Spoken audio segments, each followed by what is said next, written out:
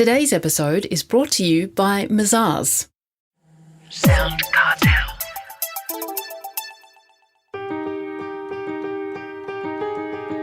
From SoundCartel, I'm Nicole Goodman, and this is Business Essentials Daily.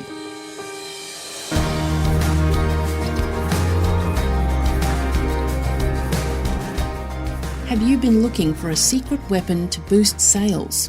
Well, according to Mike Adams, the secret is storytelling. Mike's had a successful global career as a sales manager, closing $1.3 billion in sales and consulting with leading multinationals. The common thread he's found among top salespeople are the powerful stories that they tell. Today, Mike is a storytelling consultant and author of 7 Stories Every Salesperson Must Tell. He runs us through those 7 in a moment. First, Mike tells Chris Ashmore why stories in a business context are so important. They've always been important, Chris. They're more important than ever because since about 2012, when we hit 50% smartphone penetration in the United States and now heading to almost every country in the world, human beings have been distracted more than ever. We're continually distracted these days, but stories are the thing that hold our attention, and that's why they're more important than ever, and they're particularly important in business conversations. Well, what is a story exactly, and what makes a good story? So there's a technical definition for a story that's very important. A story is a sequence of related events. If you're not telling a sequence of related events, it's not a story. And many people use the word story when they're not really talking about a story. In fact, many websites say our company story and then they proceed to tell you some facts about their company rather than tell a story. So it's a sequence of related events.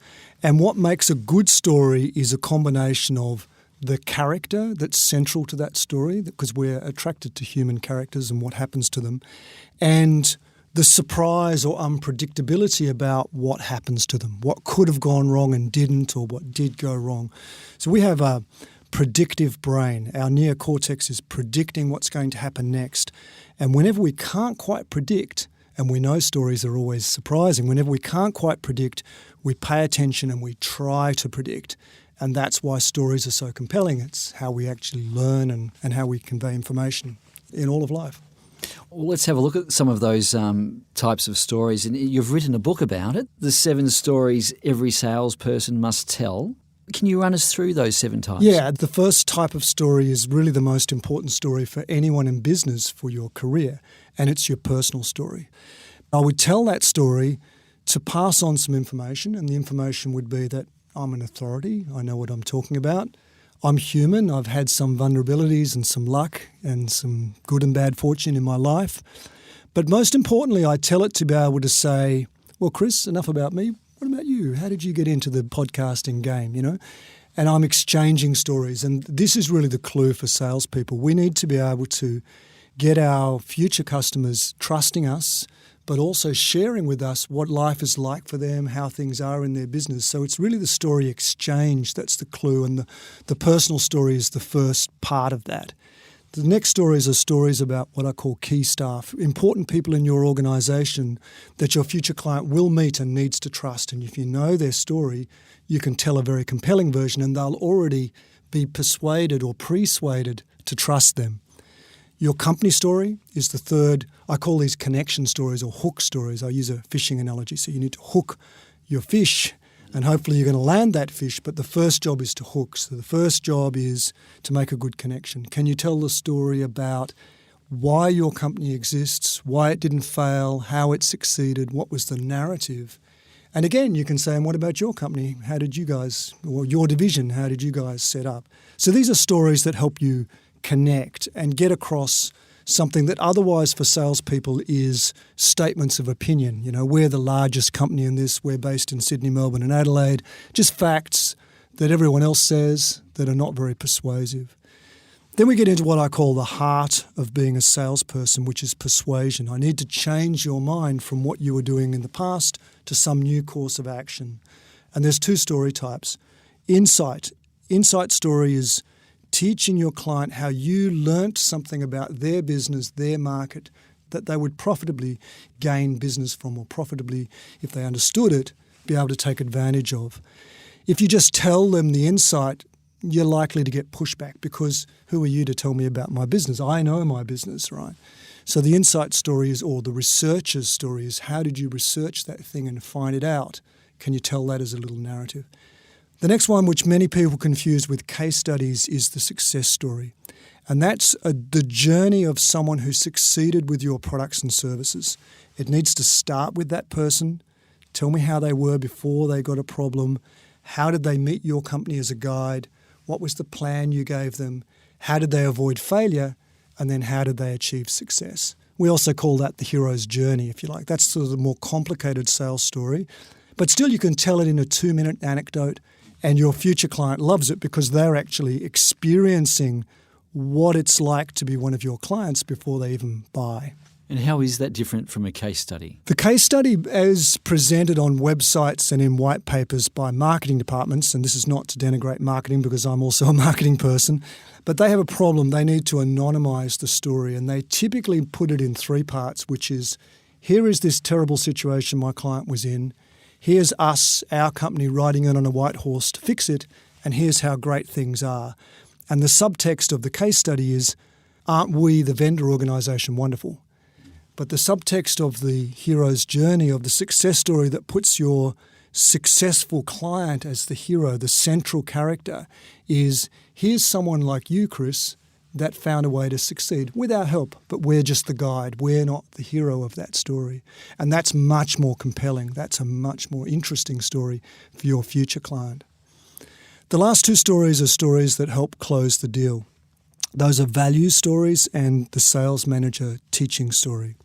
The value story is the story that teaches your client how your company will behave after they've signed the deal. What will you be like if things go wrong? The hospitality industry is full of these kind of stories. Like, the guest left their passport on the counter and then the bellboy drove all the way out to the airport to give them. That story is a story that highlights values of honesty and ethical behaviour that helps to close the deal in the sense that the client feels, okay, this is a company that I can trust, that I can do business with.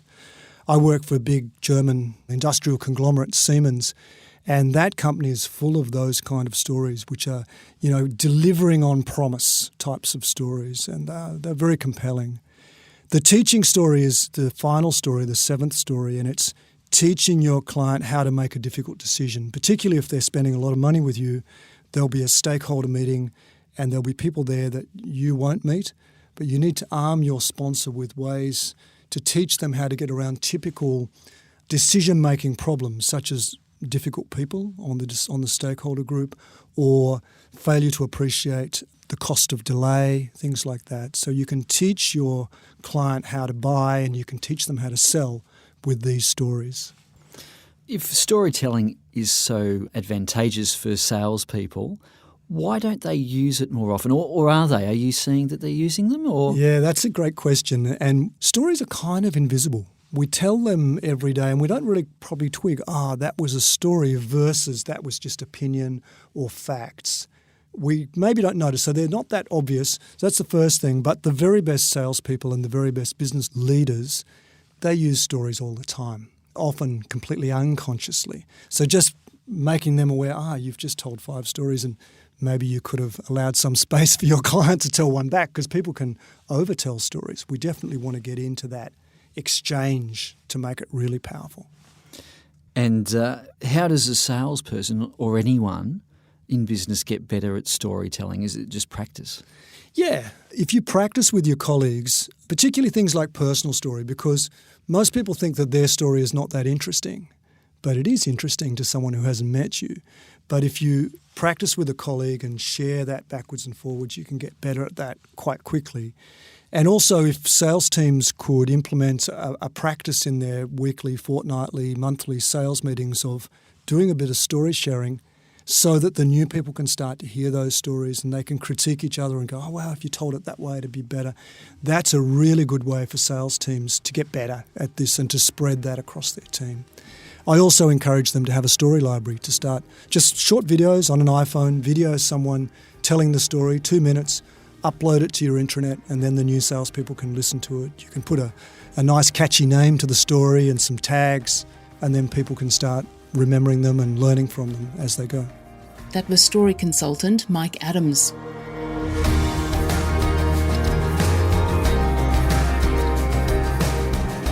This episode of Business Essentials Daily is produced by the team at SoundCartel. Thanks for listening. I'm Nicole Goodman.